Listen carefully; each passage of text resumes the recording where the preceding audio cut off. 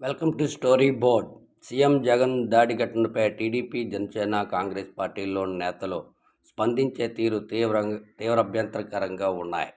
ప్రధానంగా టీడీపీ, జనసేన నేతలు జగన్పై జరిగిన దాడిని హేళన చేస్తూ సునకానందం పొందుతున్నారు. ఈ ఘటన కోడికత్తి లాంటిదే అని, కోడికత్తి కమలాసన్ బ్యాక్ అంటూ వివాదాస్పద వ్యాఖ్యలు చేస్తున్నారు.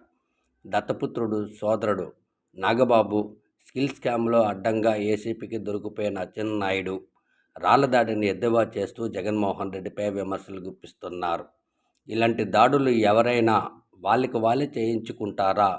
అందులోనూ సీఎం జగన్ ఇలాంటి చీప్ ట్రిక్స్ పాలిటిక్స్ చేసే ఛాన్స్ లేదు. కాంగ్రెస్ రాష్ట్ర అధ్యక్షురాలు షర్మిల కూడా ప్రమాదవశాత్తు జరిగిందా లేదా ఉద్దేశపూర్వకంగా జరిగిందా అంటూ మాట్లాడటం ఆమె స్థాయిని మరింతగా దిగజార్చింది. రోజులన్నీ ఒకేలాగా ఉండవు. జగన్మోహన్ రెడ్డికి ఎదురైన రాళ్లదాడి ఘటన రేపు నీకు ఎదురైతే గానీ నీలో ఉన్న అహంకారం తగ్గదు అంటూ వైసీపీ నాయకులు ఆమె తీరుపై మండిపడుతున్నారు. జగన్మోహన్ రెడ్డిపై జరిగిన ఘటనపై భారత ప్రధాని నరేంద్ర మోడీ స్పందించి ట్వీట్లో జగన్ త్వరగా కోలుకోవాలని దేవుణ్ణి ప్రార్థిస్తున్నానని పెట్టారు. అలాగే కలకత్తా ముఖ్యమంత్రి మమతా బెనర్జీ జగన్ దాడిపై షాక్కు గురయ్యారు. ఇది ప్రతిపక్షాల కుట్రగా అనుమానించారు. అంతేకాకుండా తమిళనాడు సీఎం స్టాలిన్ కూడా జగన్ ఘటనపై తీవ్రంగా స్పందించారు. ప్రజాస్వామ్యంలో హింసకు తావులేదని ట్వీట్ చేశారు.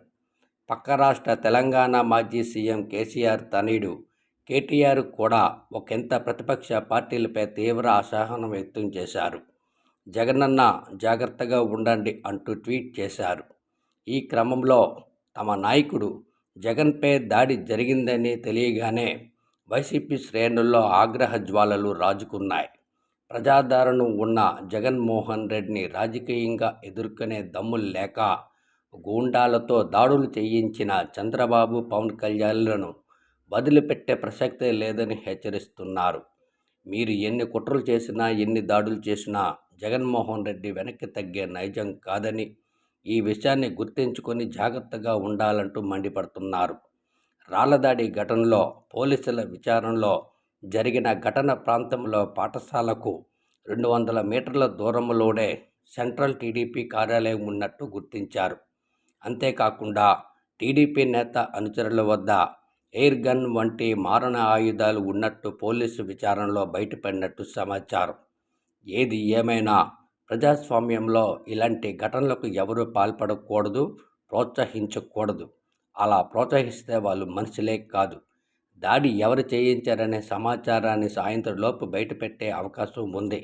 మొత్తానికి ప్రతిపక్ష పార్టీల నేతలపై రాష్ట్ర వ్యాప్తంగా ప్రజల నుంచి తీవ్ర అసహనం వ్యక్తం అవుతుంది.